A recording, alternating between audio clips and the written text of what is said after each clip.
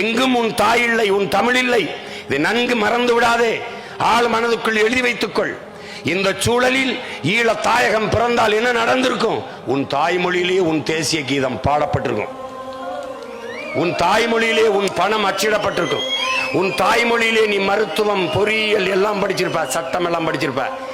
நாட்டை அடையாத போதே தலைவர் மருத்துவத்தை, சட்டத்தை, பொறியியலை தமிழிலே படிக்க வைத்தவர். அதை நல்லா கவனிச்சுக்கணும். நீ என் தலைவன் கோடிகளை கொட்டி கொடுத்தான் இல்ல, உயர்ந்த கொள்கையை கொடுத்தான்.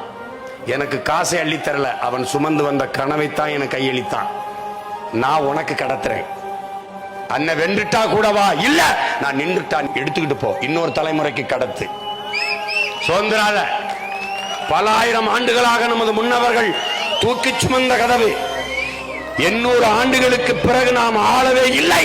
சேர சோழ பாண்டியரோடு நமது பேரரசு முடிஞ்சிருச்சு.